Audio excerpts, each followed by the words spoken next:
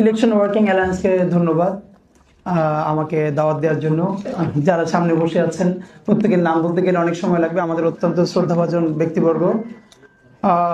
যেহেতু election working alliance নাম শুনে বোঝা যাচ্ছে যে ওনারা অনেকগুলো স্টেক হোল্ডার এখানে একসাথে একটা ভালো মুভ করবার চেষ্টা করবেন। তো আমার মনে হয় যে আপা যেটা সিসি ক্যামেরার কথা একটু আগে বলেছেন, গত একটা প্রোগ্রামে আমি সিসি ক্যামেরার কথা বলে তো এটা প্রচুর জায়গায় বিভিন্ন আলাপ হয়েছে।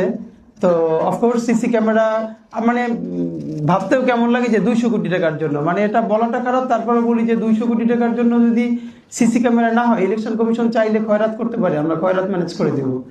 এই খয়রাতটা আমরা খারাপ অর্থে বলি না, বৃহত্তর বরিশালে দান সৎকারে খয়রাত বলে। আরবি খয়রাত কল্যাণ কামনা থেকে আসছে, আমরা যারা ভিক্ষাবৃত্তি বলি। প্রবাসীরা চাইলে এই 200 কোটি টাকার সিসি ক্যামেরা দেশের জন্য এমনি দিয়ে দিবে, যারা লিমিটেড শাটডাউন করে নতুন বাংলাদেশ এসেছে।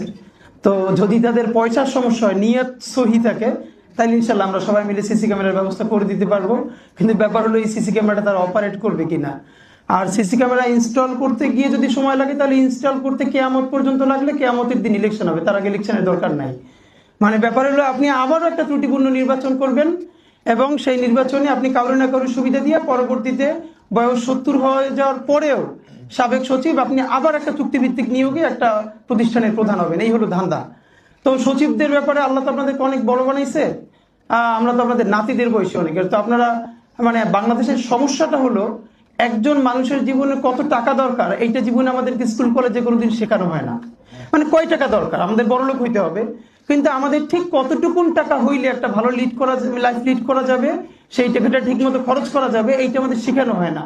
আর এই জন্য হলো আমাদের এই যে একটু স্পেশাল যেটা খ্যাপ বলে আর কি, কখনো নির্বাচন কমিশনে গিয়া বিভিন্ন স্বায়ত্তশাসিত প্রতিষ্ঠানে গিয়ে খ্যাপ দিয়া পরবর্তী রাজনৈতিক সরকারের মাধ্যমে আমরা এই কাজগুলো আদায় করি। আমি শুধু একটা কথা বলে শেষ করতে চাই, যেটা চাইলে ইলেকশন ওয়ার্কিং অ্যালায়েন্স এই ব্যাপারে একটু কাজ করতে পারে। আপনারা জানেন যে 25 লক্ষ টাকা ধরা হয়েছে, প্রত্যেক প্রার্থী খরচ করতে পারবে অথবা প্রার্থী প্রতি 10 টাকা।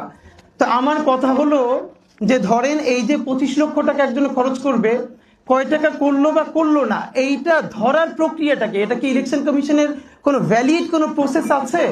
ধরেন একজনে 25 কোটি টাকা খরচ করলো, তো এরপরে আপনি সেইটা কোন উপায়ে প্রমাণ করবেন? সে তো তার অ্যাকাউন্ট থেকে দিবে না, সে তো কিভাবে দিবে?